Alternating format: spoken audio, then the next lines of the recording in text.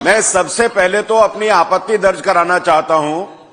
जिस प्रकार से सदन प्रारंभ होते ही संजीव झा जी ने यह कहा कि आप गुंडागर्दी से सदन चला रहे हैं, इस तरह की भाषाओं का प्रयोग, और अभी भी इसमें जो टिप्पणी इन्होंने की कि बिल्कुल ठीक कहा, मुझे लगता है कि अध्यक्ष जी इस तरह की चीजों पर आपको संज्ञान लेना चाहिए और सदस्य को कोई अधिकार नहीं है पीठासीन अधिकारी के साथ।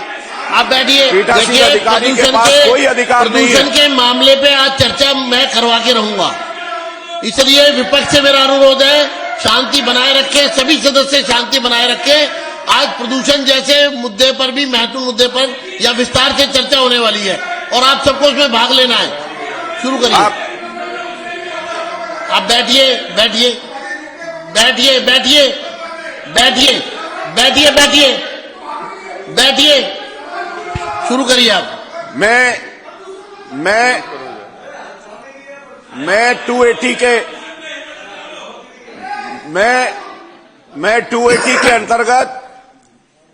के अंतर्गत मेरे क्षेत्र में विशेष करके पिछली सरकार के समय से और आज तक ये ध्यानाकर्षण में करना चाहता हूं आदरणीय जल मंत्री जी को। मेरे यहां एक B3 ब्लॉक है, मेट्रो कोई बनी थी जिसके कारण से वहां पिछले 2-2.5 साल से कंटामिनेटेड वाटर आ रहा है। ये इस सरकार का नहीं है, लेकिन उस समय से लेके आज तक उसका कोई निदान हुआ नहीं है। ये हमारे लिए गंभीर समस्या है और इस तरह की चीजें हमारे यहां अदचीनी गांव है, अर्जुन नगर है, मस्जिद मोड़ है, बेगमपुर है, खिड़की विलेज है, हौज रानी है। यहां पर इस तरह के कंटामिनेशन की प्रॉब्लम आज की नहीं है। इसमें मेरा आपसे अनुरोध है कि अधिकारियों को आप निर्देशित करें कि इनके कारणों को चिन्हित करना चाहिए कि इनके कारण क्या है, किस कारण से इस तरीके से हो रहा है।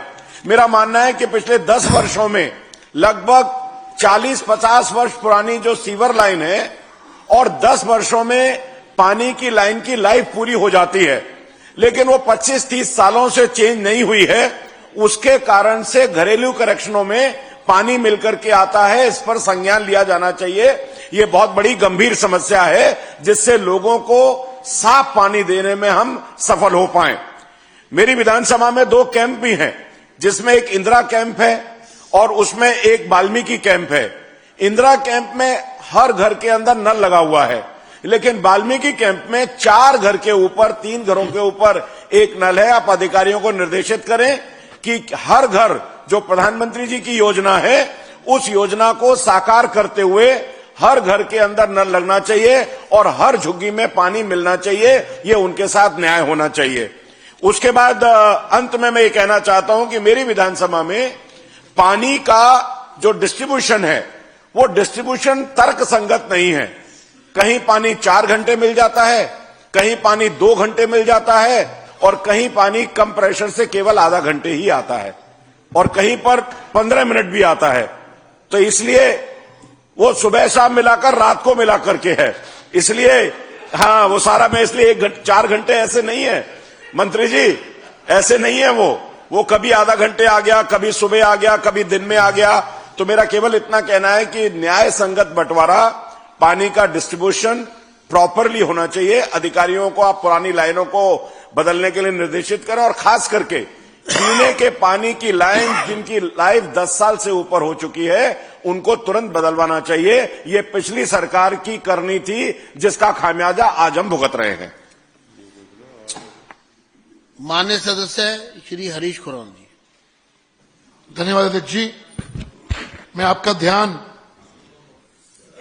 आपके माध्यम से माननीय पर्यावरण मंत्री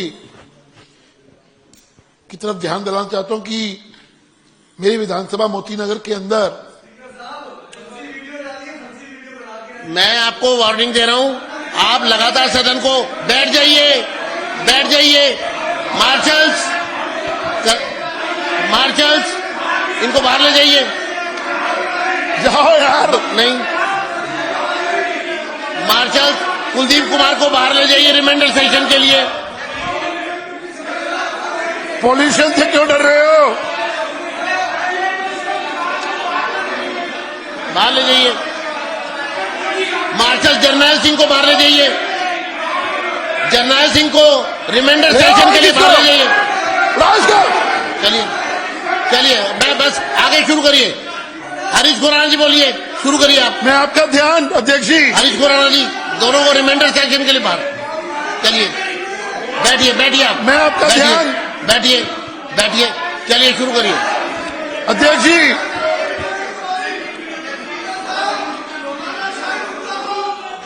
बैठिए बैठिए।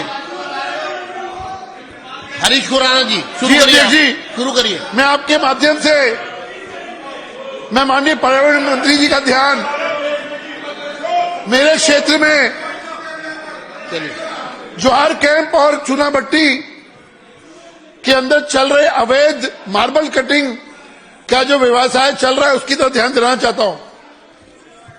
अध्यक्ष जी, पिछले कई वर्षों से जोहार कैंप और चूनाभट्टी की सेवा बस्ती के अंदर अवैध रूप से मार्बल कटिंग का धंधा चल रहा है और जिसकी वजह से वहां पर गंभीर पर्यावरण के दृष्टि से बहुत तीखे, कहते हैं ना कि रिजल्ट आ रहे हैं। बच्चों को, महिलाओं को उनकी वजह से कण कण उनके सांसों पे जा रही हैं।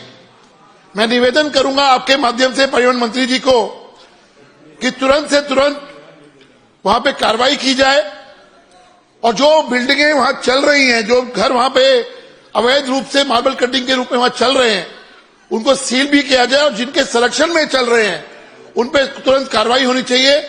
मैं आपके माध्यम से पर्यावरण मंत्री जी से ये गुजारिश करूंगा कि ये एक्शन तुरंत होना चाहिए ताकि पर्यावरण से जो समस्याएं उत्पन्न हो रही हैं उस क्षेत्र के अंदर वो दूर हो सके। धन्यवाद।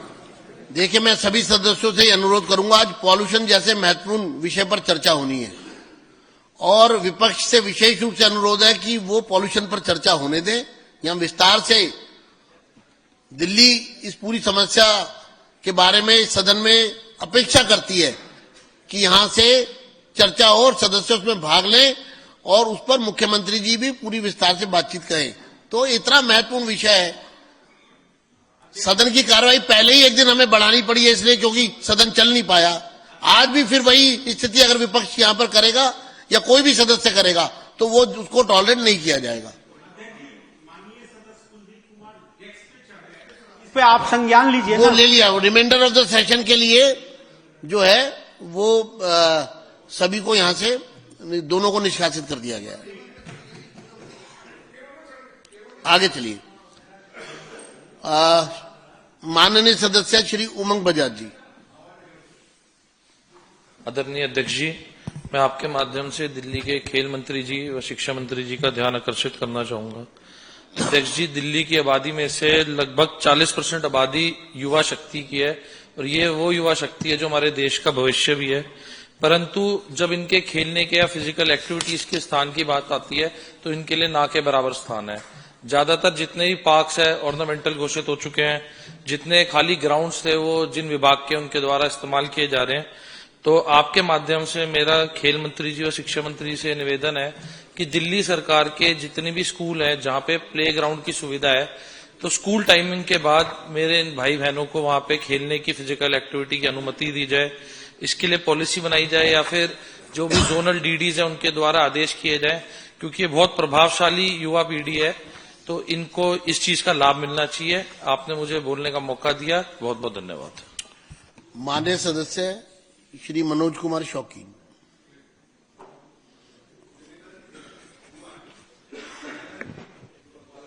आदरणीय अध्यक्ष जी, आपने मुझे बोलने का मौका दिया, इसके लिए धन्यवाद करता हूं।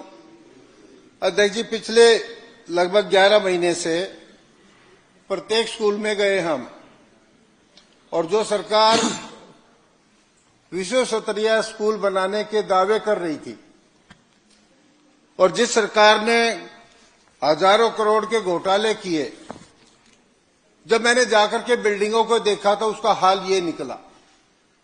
ये टॉयलेट ब्लॉक के बाहर बच्चे नीचे से जा रहे हैं, जर्जर हालत में बिल्डिंग है और टॉयलेट ब्लॉक जो है वो खतरनाक पोजीशन में है। कभी भी वहां बड़ा से बड़ा हादसा हो सकता है। मैं कोड भी बताऊंगा। स्कूल का सुल्तानपुरी रोड पे है, दूसरा जवालापुरी अमलवा स्कूल है, उसका एक फ्लोर तो बंद ही कर दिया और बाहर से देखोगे तो चमचमाता हुआ है, अच्छा गेट लगा हुआ है और भवन की जगह पे केवल खंडर है। अनेकों पिक्चर ऐसी वीडियो मैंने माननीय मंत्री जी को, शिक्षा मंत्री जी को भी ये भेजी। मैं ये कहना चाहता हूं माननीय अध्यक्ष जी, आपके माध्यम से 11 महीने निकल चुके हैं और इसमें अभी हमें कार्रवाई करने की जरूरत है। ये देखिए अध्यक्ष जी, कितनी खतरनाक पोजीशन है, कभी भी 500-700 बच्चे मर सकते हैं। मैं आपको ये टेबल भी करूंगा, मैंने 280 के तहत ये दिया भी था।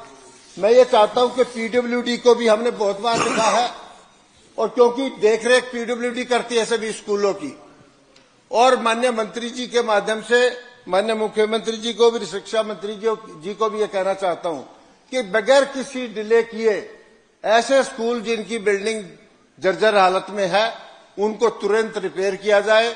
और एक स्कूल तो इनमें से सीएम श्री बनाया हमने, अगर मान लो वो सीएम श्री स्कूल जो हमने बनाया है और उसको ठीक से देखरेख नहीं की गई और कोई हादसा हो गया तो किस प्रकार से सरकार के ऊपर सवाल उठेंगे। जो पिछलों ने जो गड्ढे खोदे हैं उसको भरने में हम ज्यादा समय न लगाए और इसके ऊपर तुरंत जो है पीडब्ल्यूडी कार्रवाई करे। ये मेरी आपके माध्यम से माननीय मंत्री जी से निवेदन है। माननीय सदस्य श्री अजय कुमार महावर जी। धन्यवाद आदरणीय अध्यक्ष जी, आपने 280 पे बोलने का मौका दिया।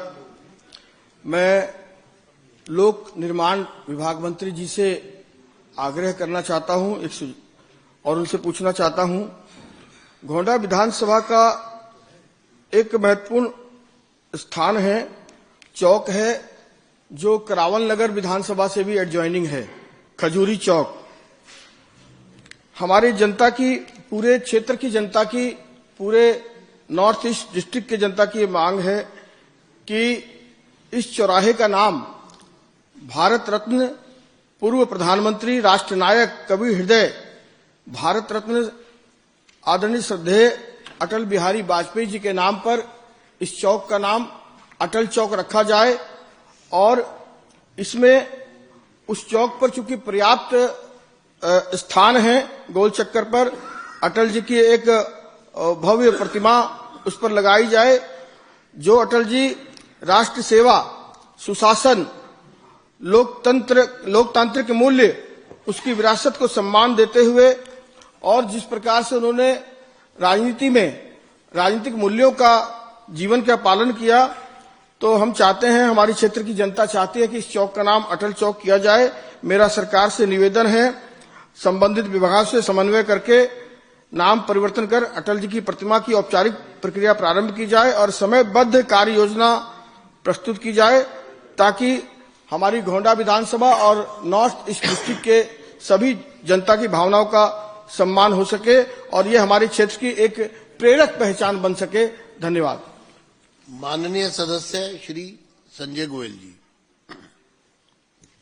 अध्यक्ष जी, आपका बहुत बहुत धन्यवाद।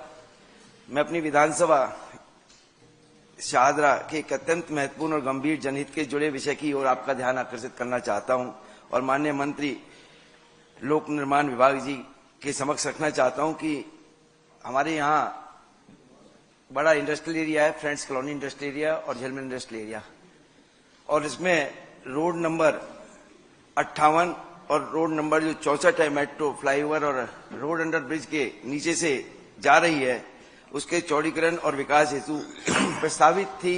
और 2005 में से लेकर 2010 तक का ये केस चला, जो Sanjay Goyal versus union of India, जो कि मैंने स्वयं माननीय उच्च न्यायालय के समक्ष रखा था। और उस समय बेंच, माननीय न्यायाधीश, डबल बेंच थी, वो स्वयं आए और आकर उन्होंने देखा और देखने के बाद में कहा कि इस रोड को पूरा किया जाए और इकट्ठा एक ही साथ किया जाए। लेकिन वो रोड को उस समय की राजनीतिक, उस समय कांग्रेस सरकार थी, उसके बाद में आम आदमी पार्टी सरकार आई, लेकिन कुछ लोगों को बेनिफिट पहुंचाने के लिए मात्र एक हिस्सा जहां फैक्ट्रियों को ध्वस्त करके चौड़ी रोड कर दी गई। चलिए ठीक है, विकास का कार्य है, क्योंकि ये रोड उस समय कॉमनवेल्थ गेम्स थे और कहा गया कि ये Swami Dayanand hospital, GTB hospital, इवास हॉस्पिटल, राजीव गांधी हॉस्पिटल को जोड़ती है। लेकिन एक ऐसा बॉटल नेक है जो 27 फुट मात्र 150 फुट चौड़ी रोड आगे आकर 27 फुट पर रह जाती है और 27 फुट चौड़ी रोड से इतना जाम लगा रहता है सुबह दोपहर शाम को,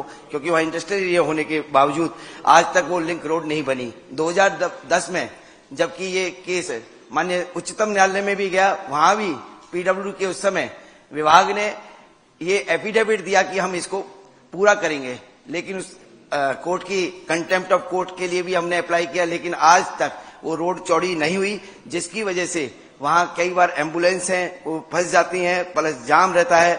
मैं माननीय लोक निर्माण विभाग के मंत्री जी से आग्रह करूंगा, निवेदन करूंगा कि इस लिंक रोड को, जो कि मात्र 200 मीटर की वो लिंक रोड है जो 150 फुट होनी है, उसको पूरा किया जाए, जिससे कि वहां का रोड का जो ट्रैफिक है वो आवागमन सुचारू रूप से हो सके। आगे आने वाले समय में कोई एम्बुलेंस फंसी ना होने की वजह से सही समय पर मरीज को हॉस्पिटल ले जाया जा सके। और साथ में मैं चाहूंगा कि जो उस समय फैक्ट्री ध्वस्त हुई थी, कहा गया था कि हम प्लॉट देंगे उन फैक्ट्री वालों को, और उनको प्लॉट भी इंडस्ट्रियल प्लॉट दिए जाएं, जिससे, और क्योंकि अभी तक ऐसे कई फैक्ट्री ओनर्स हैं जिनको अभी तक मुआवजा नहीं मिला है, मात्र 2000 रुपए मीटर का मुआवजा मिला है, जबकि वहां 3 लाख रुपए मीटर के रेट हैं। और ये मैं चाहूंगा कि वो मुआवजा भी तुरंत वो दिया जाए बढ़ाकर, और साथ में प्लॉट भी दिए जाए। धन्यवाद आपका। मेरे को बोल माननीय सदस्य श्री संदीप सहरावत जी। धन्यवाद आदरणीय अध्यक्ष जी। मैं आपका ध्यान अपनी विधानसभा मटियाला की तरफ देना चाहता हूं, जिसमें अनऑथोराइज कॉलोनियां और ऑथोराइज कॉलोनियां हैं। तो उसमें बहुत सारे एरिया हैं, जैसे श्याम विहार फेज 1-2, कुतुब विहार, नंगली विहार, अर्जुन पार्क, भवानी नगर, राणा जी एनक्लेव, और ऐसी कॉलोनियां जिन कॉलोनियों में एक गली 2 गली जो छूटी हुई है यूडी नक्शे में नहीं है, क्योंकि हम वहां पर गलियां बनाने जाते हैं, नाली बनाने जाते हैं, पानी की लाइन डालने जाते हैं, तो सीधा हमें सिर्फ क्वेश्चन मार्क यही आ जाती है कि ये गली यूडी नक्शे में नहीं है। तो मेरा आपसे निवेदन है कि इन गलियों को दोबारा से, क्योंकि पहले जो ड्रोन सर्वे हुआ था उसमें बहुत सारी कमियां रही थी, क्योंकि दिल्ली सरकार किसी और के पास थी कि, और उन्होंने अपने माध्यम से वहां पर दोनों सरकारों का समन्वय नहीं बैठा, इस वजह से वे गलियां और वे कॉलोनियां छूटी हुई है। तो मेरा आपसे निवेदन है क्योंकि उन गलियों को जोड़ा जाए, क्योंकि फिलहाल अभी कुछ दिन पहले एक श्याम विहार फेज 2 में हमारी डीडीए द्वारा एक डेमोलिशन हुई थी, और आप देखेंगे कि उस वहां पर पिछली सरकार ने वहां पर रोड बनाए, नालियां बनाई, सड़कें बनाई, बिजली भी दी, और तब भी वहां पर हुई क्योंकि वहां पर वो नक्शे में नहीं थी। तो मेरा निवेदन है कि हमारी विधानसभा में जो गलियां छूटी हुई है, क्योंकि उन लोगों का अधिकार है जो वहां पर मूलभूत सुविधाएं उनको मिलनी चाहिए, उसके लिए इन गलियों को और इनको चेक किया जाए। धन्यवाद। माननीय सदस्य श्रीमती नीलम पहलवान जी। माननीय अध्यक्ष जी, मैं आपके माध्यम से माननीय मंत्री जी को अपनी नजफगढ़ विधानसभा क्षेत्र के बिजली विभाग से संबंधित समस्याओं से अवगत करवाना चाहूंगी। बिजली जो कि आज के समय में मूलभूत आवश्यकता बन चुकी है। नए मीटर के लिए अव्यवहारिक शर्तें हैं, जिसमें नए रसोई घर बनाने की अनिवार्यता, गांव में 500 गज से अधिक के घरों पर 25 गज भूमि ट्रांसफार्मर हेतु मांगना अव्यवहारिक एवं अनुचित है। कृपया इस नियम में जल्दी बदलाव किया जाए। मेरी विधानसभा में लगभग 30-40 अनऑथराइज कॉलोनियों में बिजली की सुविधा बिल्कुल भी नहीं है, वहां जल्द से जल्द बिजली की सुविधा प्रदान की जाए। जिन गांवों में लाल डोरे के बाहर हो चुकी बसावट को बीएसईएस द्वारा लैंड पूलिंग क्षेत्र बताकर मीटर लगाने की अनुमति नहीं दी जा रही, जिससे नागरिक बुनियादी सुविधाओं से वंचित हैं। अधिकांश मीटर आवेदन यह कहकर निरस्त किए जा रहे हैं कि वे लैंड पूलिंग एरिया में आते हैं। कृपया या तो डीडीए से एनओसी दिलाई जाए या बीएसईएस को मीटर लगाने की स्पष्ट अनुमति प्रदान की जाए, क्योंकि जनता इस समस्या से लंबे समय से परेशान है, तथा गांव के लाल डोरे का विस्तार किया जाए ताकि इस समस्या से भी लोगों को निजात मिल सके। मेरी विधानसभा में बहुत सारी कॉलोनियां व गांव में ट्रांसफार्मर बहुत नीचे स्थित है, जिससे दुर्घटनाओं की आशंका बनी रहती है। कृपया नए पोल लगाकर उनकी ऊंचाइयों को बढ़ाया जाए। समस्त कॉलोनियां और गांव में लगे लोहे के विद्युत पोल जर्जर अवस्था में है, जिन्हें जल्द से जल्द बदलवाया जाए और उनकी जगह सीमेंटेड पोल किए जाएं। बहुत सारी कॉलोनियों में नालियों के अंदर बिजली के पोल बहुत जगह स्थित हैं, जिसके कारण कॉलोनियों में जल भराव की समस्या उत्पन्न होती है और BSES द्वारा ये पोल शिफ्ट नहीं किए जा रहे। इन पोलों को भी जल्दी से जल्दी उचित स्थान पर शिफ्ट किया जाए। किसान अपने खेत के लिए बिजली का कनेक्शन BSES ऑफिस जाकर अप्लाई करते हैं तो उन्हें लगभग 6 महीने घुमाया जाता है, उसके बावजूद भी बिजली का कनेक्शन नहीं दिया जाता। कॉलोनियों में पहले high tension line HT line के पास जो मीटर कनेक्शन अंडरग्राउंड दिए जाते थे उन पर भी रोक लगा दी गई है, वे दोबारा से चालू करवाए जाए। इस समस्या से जल्दी लोगों को निजात दिलाई जाए। माननीय जी, पिछले 10 वर्षों के दौरान आम आदमी पार्टी की सरकार भ्रष्टाचार में इतनी अधिक उलझी रही कि जनता की समस्याओं, आवश्यकता और हितों पर ध्यान ही नहीं दिया, जिससे ये छोटी छोटी समस्याएं बड़ी विकराल रूप लेकर विधानसभा को परेशान करती है। मैं आशा करती हूं कि माननीय मंत्री जी उपरोक्त समस्या और गंभीरता पूर्वक विचार करते हुए शीघ्र सकारात्मक कार्रवाई करेंगे। धन्यवाद जी। आदरणीय अध्यक्ष जी, मुझे आपने रूल 280 के तहत अपनी बात रखने का मौका दिया, इसके लिए मैं आपका आभार प्रकट करता हूं।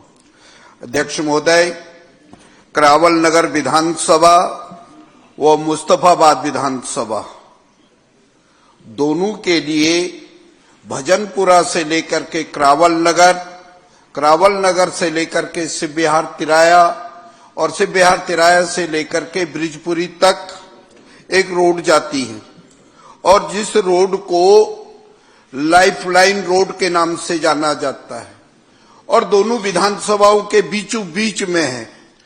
अध्यक्ष महोदय, इस रोड की स्थिति को देखते हुए वर्ष 2008 के अंदर मेरे द्वारा इस रोड का चौड़ीकरण का कार्य किया गया था, जो कि दयालपुर तक ये रोड चौड़ी की गई थी। अध्यक्ष महोदय, ये दयालपुर से लेकर के शिव विहार तिराया बीच में 40 से लेकर के 45 फीट की रोड है और दोनों विधानसभाओं की लाइफलाइन रोड होने की वजह से यहां अधिकतर लोग यहां से पलायन होकर के अन्य जगहों पर जा रहे हैं। अध्यक्ष महोदय, यही नहीं, यहां पे शराब के ठेके भी खुले हुए हैं दोनों तरफ और यदि हम शाम की स्थिति को देखते हैं तो यहां जाम से लोग अपने घरों को नहीं जा सकते हैं।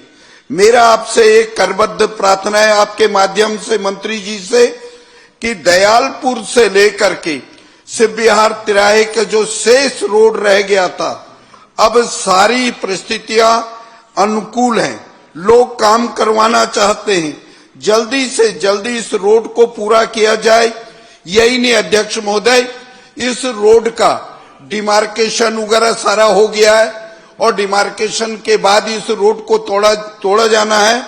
मेरा आपसे एक निवेदन है कि इस रोड को दयालपुर से शिव विहार तिराहे तक जब डिमार्केशन हो चुका है, पूरा हो चुका है, दोनों साइडों में अधिकतर लोगों ने अपने मकान तोड़ दिए और मैं आपके माध्यम से मंत्री जी से चाहता हूं कि तुरंत इस पर कार्रवाई की जाए, इस रोड को चौड़ा किया जाए जिससे लोगों का पलायन होने से बच सके।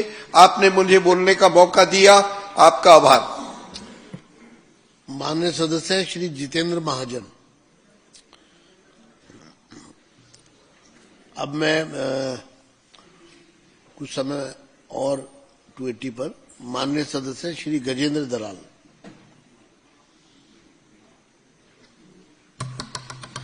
आदरणीय अध्यक्ष जी, आपका बहुत बहुत धन्यवाद। आपने 280 के तहत मुझे बोलने का मौका दिया। मैं अपनी मुल्का विधानसभा के साथ साथ पूरी दिल्ली के अंदर जो हमारे माननीय मंत्री जी के द्वारा और माननीय मुख्यमंत्री जी के द्वारा जो स्पोर्ट्स के खिलाड़ियों के लिए बहुत अच्छी एक राशि जो दी गई, उसके लिए भी धन्यवाद करता हूं। लेकिन साथ में मैं दिल्ली के अंदर अर्जुन अवार्डी, द्रोणाचार्य अवार्डी और ध्यानचंद अवार्डी लगभग हमारी दिल्ली के अंदर 40 से 50 ऐसे खिलाड़ी हैं जिन्होंने दिल्ली के अंदर हमारा मान और सम्मान बढ़ाया है। इन लोगों का ये कहना है कि अन्य स्टेट के अंदर सभी खिलाड़ियों को, अवार्डियों को एक पेंशन योजना के तहत कुछ सम्मान राशि दी जाती है, तो उसी सम्मान राशि के लिए मैं अपने खेल मंत्री से आवेदन करता हूं कि वो इस पर संज्ञान लेकर और इन खिलाड़ियों के मान सम्मान को लौटाएं। धन्यवाद। माननीय सदस्य डॉक्टर अनिल गोयल जी।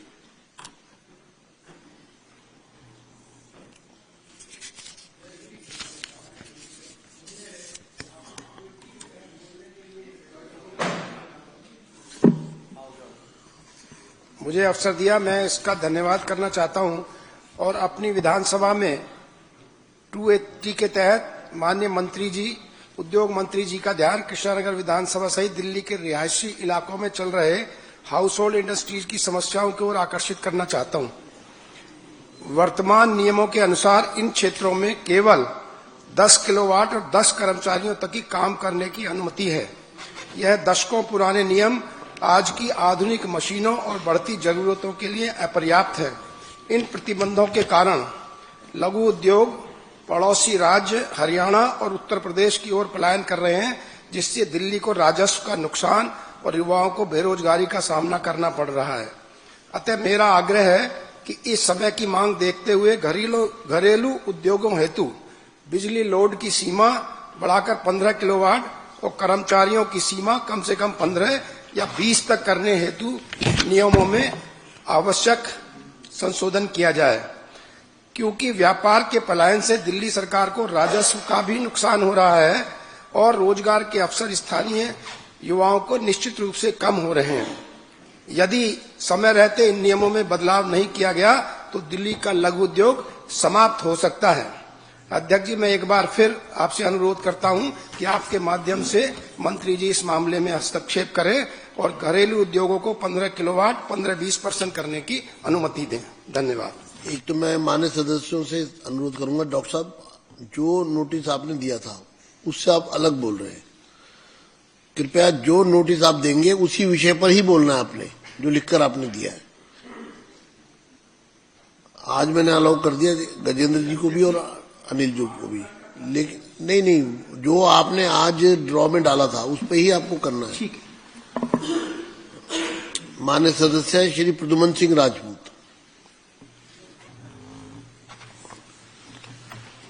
क्योंकि ये एक सेकंड मैं इसको और स्पष्ट कर दूं, क्योंकि यहाँ विषय जब बोलने के लिए अलाउ किया जाता है तो वो जो आपने ड्रॉ में सबमिट किया है आपको उसी पर ही बोलना है। पक्ष और विपक्ष दोनों तरफ के सदस्यों को मैं कहना चाहता हूं, अगर आपने सबमिट जो विषय किया है उससे अलग आप बोलेंगे तो ना तो अलाउड होगा बल्कि वो एक्शनेबल होगा। हमारी सरकार ने 11 महीने में माननीय अध्यक्ष जी क्या क्या कदम उठाए अब मैं वो बताना चाहता हूं।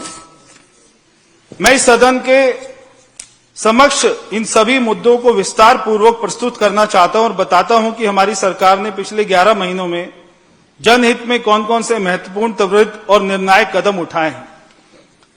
94 मेजर वर्क जो कि 1 करोड़ रुपए से ज्यादा की वैल्यू के related to water pipeline sewage network STP, 7,212 crore रुपए के प्रोजेक्ट पिछले 11 महीने में हमारी सरकार ने अप्रूव किए हैं, जिनके ऊपर में काम होना शुरू हो गया। नवंबर 2025 में हमने चंद्रावल परियोजना के शेष पैकेज को तुरंत आवंटित किया, जिसकी कुल लागत 2,406 करोड़ रुपए है।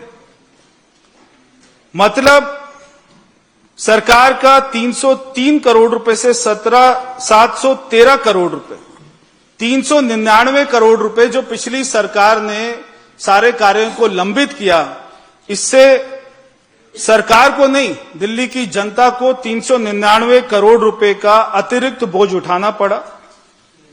इससे 1044 किलोमीटर लाइनों को डालना, जो हमने ये कार्य को अभी मंजूर किए और काम करना शुरू किया है, इससे 1044 किलोमीटर नई पाइपलाइन डलेंगी। 21 यूजीआर का निर्माण होगा, जिससे अंतिम छोर तक 22 मीटर दबाव के साथ 24x7 आपूर्ति सुनिश्चित होगी। अध्यक्ष जी, ये कार्यों से 9 विधानसभा क्षेत्रों में, जो मैंने आपको बताया ये वाला चंद्रावल प्रोजेक्ट, इससे 9 विधानसभाओं को फायदा मिलेगा। ये 9 विधानसभाएं हैं पटेल नगर, चांदनी चौक, मटिया महल, बल्ली मरान, मॉडल टाउन, सदर बाजार, करोल बाग, राजेंद्र नगर, आरके पुरम। और मैं कहना चाहता हूं कि विधानसभा में सारी बीजेपी के विधायक नहीं हैं, इनमें से हमारे विपक्ष के भी विधायक हैं, जिनमें ये सारे पानी की समस्या ठीक होगी। और ये 9 विधानसभाओं में जो प्रमुख क्षेत्र आते हैं वो आते हैं सराई रोहिल्ला, गुलाबी बाग, पटेल नगर, शादीपुर, नारायणा विहार, नेहरू नगर, बलजीत नगर, पंजाबी बस्ती, सदर बाजार, करोल बाग, पहाड़गंज, झंडेवालान, बापा नगर, देवनगर, ओल्ड राजेंद्र नगर, कश्मीरी गेट और इनके अंदर में आने वाले हॉस्पिटल और college, RK Puram, Delhi cantt, old Delhi, red fort, Jama Masjid, Ramlila ground, Turkman gate, Daryaganj, ये सारे क्षेत्रों को इस वाले प्रोजेक्ट से फायदा होगा। आपके यहां पे साफ पानी आएगा और पानी की सप्लाई बढ़ेगी। वजीराबाद के लिए हमने 3,715 करोड़ रुपए की परियोजना को एडीबी की सहायता के साथ में पुनर्जीवित किया। मैं आपके ध्यान में ये लाना चाहता हूं, जैसे चंद्रावल प्रोजेक्ट है वैसे ही वजीराबाद प्रोजेक्ट है। जैसे चंद्रावल प्रोजेक्ट को जायका फंड कर रहा था, वैसे ही वजीराबाद प्रोजेक्ट को एडीबी फंड कर रहा था। मगर एडीबी ने पिछली सरकार, चाहे वो कमीशन के चक्कर में, चाहे उनकी गलत नीतियों के चक्कर में, एडीबी ने अपनी फंडिंग वापस ले ली थी। और मैं ये पूरे सदन को, दिल्ली को बताना चाहता हूं कि हमारी सरकार बनते ही खुद एडीबी ने हमको अप्रोच किया और केवल सरकार बनने के 1 महीने के बाद में हमने उनके साथ बैठक करके इस पूरी योजना को दोबारा चालू किया।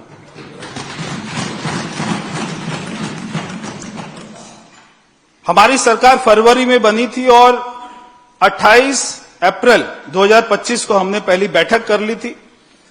ये योजना से क्या फायदा होगा? 1697 किलोमीटर पाइपलाइन नई डाली जाएंगी। 14 यूजीआर का पुनर्निर्माण होगा और जो लोन प्रोसेसिंग है आज वो एडवांस स्टेज में पहुंच गया है। भारत सरकार की उसमें हमको मदद मिल रही है। इसमें अंतिम छोर तक 17 मीटर दबाव के साथ 24x7, यानी कि अभी हमारे माननीय सदस्य सतीश जी कह रहे थे कि 2 घंटा, 4 घंटा, 3 घंटा आती है। हम जो योजना पे काम कर रहे हैं 24x7 पानी की सप्लाई दिल्ली को मिलेगी। वजीराबाद योजना में कौन कौन से क्षेत्रों को फायदा होगा, मैं एक बार वो बताना चाहता हूं। इससे 11 असेंबली को फायदा होगा। पहले 9 असेंबली, 11 असेंबली, यानी केवल 2 प्रोजेक्ट से 20 विधानसभा क्षेत्रों को फायदा होगा। ये 11 असेंबली हैं: आदर्श नगर, मॉडल टाउन, तिमारपुर, मादीपुर, शालीमार बाग, वजीरपुर, त्रिनगर, शकुर बस्ती, बुराड़ी, रिठाला और बादली। और इनमें जो प्रमुख क्षेत्र होंगे संजय गांधी, ट्रांसपोर्ट नगर, बुराड़ी के क्षेत्र, मॉडल टाउन, केशवपुरम, पंजाबी बाग, शकुर बस्ती, जहांगीरपुरी, पीरागढ़ी, अवंतिका, पीतमपुरा, शालीमार बाग, ये सारे क्षेत्रों को ये हमारे वजीराबाद प्रोजेक्ट से फायदा होगा। बाकी ये तो हो गए 20 विधानसभा क्षेत्र की बात। बाकी पूरे दिल्ली को भी अध्यक्ष जी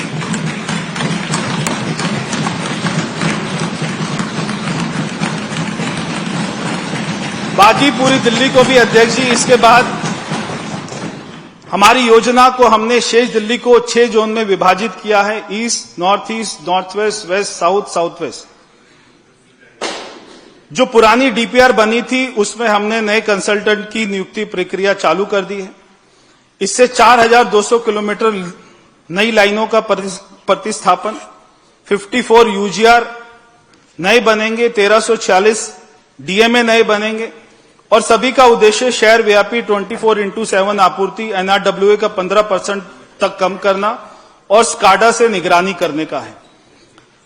ये कामों से बहुत ही जल्दी आने वाले 2-3 सालों में 16,000 किलोमीटर नई पाइपलाइन में से 16,000 किलोमीटर जो दिल्ली में पाइपलाइन है उसमें से 7,000 किलोमीटर आने 2-3 सालों में सारी पाइपलाइनों को चेंज कर दिया जाएगा, नया डाल दिया जाएगा।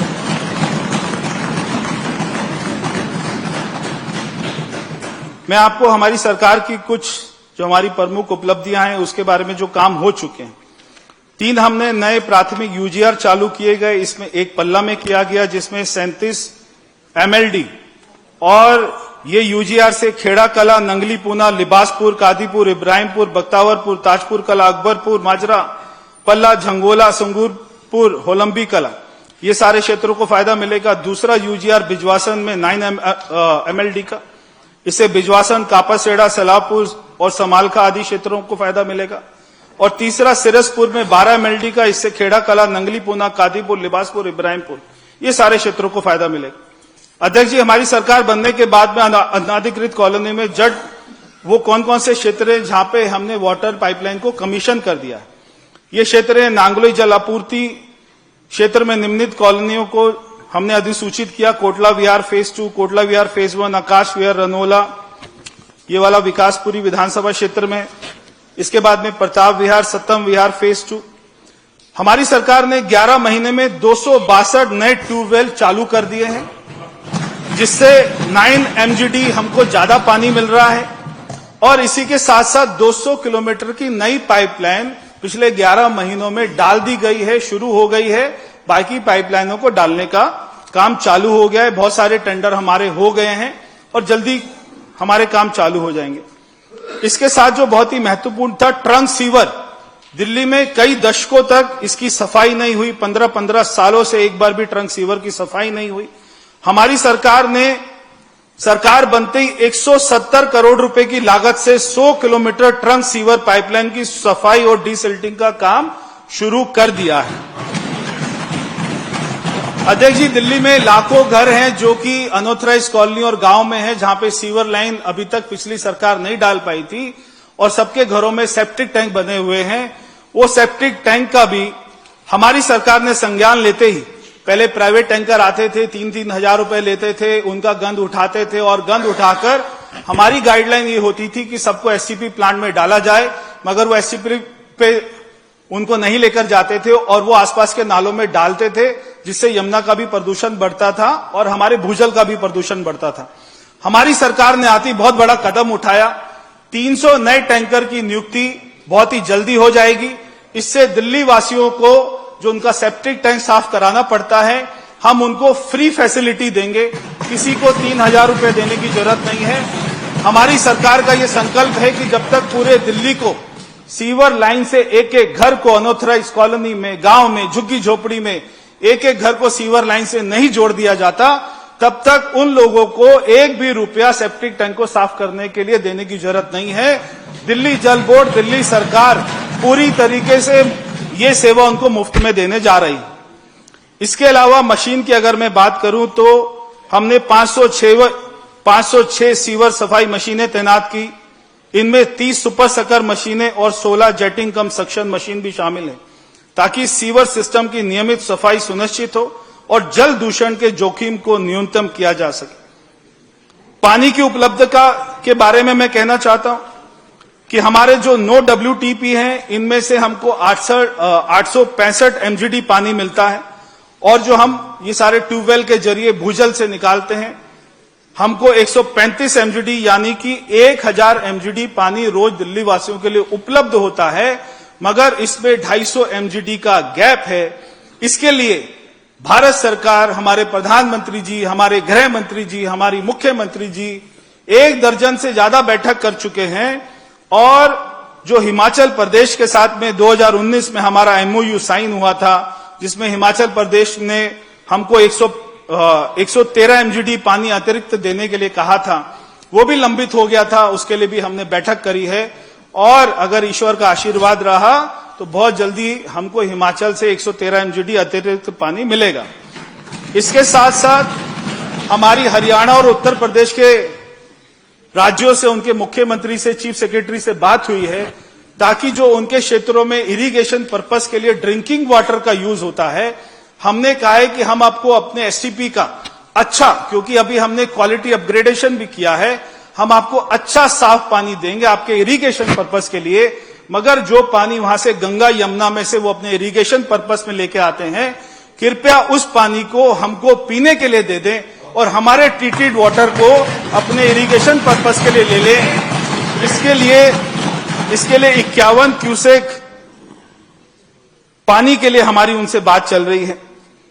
मैं आपको बताना चाहता हूं अध्यक्ष जी कि मोनक नहर, जहां से हमको यमुना का पानी मिलता है डीएसबी सीएलसी कैनाल के द्वारा, हमारी सरकार बनते ही मुख्यमंत्री जी ने कई बार इसके ऊपर में बैठक करी और अभी वो बैठक इतनी साकार हो रही है कि बहुत जल्दी उनके ऊपर में काम शुरू होने वाला है कि उसमें से जो एक हमारी नई कैनाल है सीएलसी, उसमें पहले 40% तक वाटर लॉस होता था। उसकी लाइनिंग होने के बाद में आज उसका वाटर लॉस केवल 5% है। ऐसे ही जो पुरानी कैनाल है डीएसबी, आज उसमें 40% वाटर लॉस हो रहा है। हमारी मुख्यमंत्री जी ने कहा है कि इसकी भी पूरी लाइनिंग कराई जाए ताकि वो 40% लॉस को भी 5% तक लेकर जाए। उससे भी दिल्ली की जनता को अतिरिक्त पानी उपलब्ध होगा। और इसके लिए ये पूरा जो पानी आ रहा है नहर से, उसके लिए कंड्यूट पाइपलाइन फिजिबिलिटी के लिए हमारी आईआईटी रुड़की को हमने काम दिया है। उसके ऊपर में स्टडी चल रही है। जैसी रिपोर्ट आएगी आगे के कदम उठाए जाएंगे। और इसके अतिरिक्त इसी गर्मी से पहले 20 एमजीडी के ट्यूबवेल को शुरू करने की योजना है, जिससे द्वारका ट्रीटमेंट प्लांट, जो हमारा वाटर ट्रीटमेंट प्लांट है, उसकी कैपेसिटी को 20 एमजीडी बढ़ा रहे हैं। तो इसी गर्मी से पहले नए ट्यूबवेल लगाए जाएंगे, जिनमें से 20 एमजीडी पानी लगाकर वो हम, प्रद्युमन जी तैयार है ताली बजाने के लिए, तो उससे द्वारका ट्रीटमेंट प्लांट को 20 एमजीडी ज्यादा पानी मिलेगा, जिससे आसपास के क्षेत्रों में, मटियाला में, नजफगढ़ में, विकासपुरी में, आपके द्वारका में, बिजवासन में और आपके उत्तम नगर में, पालम में, ये सारे क्षेत्रों में उससे फायदा मिलेगा। अध्यक्ष जी, ये सभी लंबित मुद्दे हल करने का पूरा दबाव वर्तमान सरकार पर आया था, मगर हम ये दृढ़ संकल्पित हैं कि दिल्ली जल बोर्ड कमजोर पाइपलाइनों की गहन जांच, ऑडिट और मरम्मत तेज कर रहा है ताकि जल की गुणवत्ता सुरक्षित रहे। हम विभिन्न परियोजनाओं में 6,941 किलोमीटर से, यानी कि लगभग 7,000 किलोमीटर की अधिक पुरानी लाइनों के प्रतिस्थापन और जो असीवरेज, जहां पर सीवर नहीं है, ऐसे क्षेत्रों में नेटवर्क विस्तार और हर उपभोक्ता तक स्वच्छ जल पहुंचाने के लिए निरंतर प्रयास कर रहे हैं। मैं माननीय मुख्यमंत्री जी के द्वारा दिल्ली की जनता को विश्वास दिलाना चाहता हूं कि हम विरासत में मिली चुनौतियों पर विजय प्राप्त करेंगे और आधुनिक विश्वसनीय जल आपूर्ति प्रणाली प्रदान करेंगे। बहुत बहुत धन्यवाद। अब श्रीमती रेखा गुप्ता माननीय मुख्यमंत्री वित्त वर्ष 2025-26 के लिए सप्लीमेंट्री डिमांड पेश करेंगी।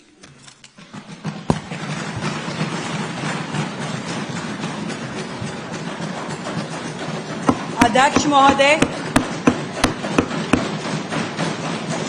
मैं वित्त वर्ष 2025-26 के लिए सप्लीमेंट्री डिमांड फॉर ग्रांट्स का पहला भाग सदन में प्रस्तुत करती हूं।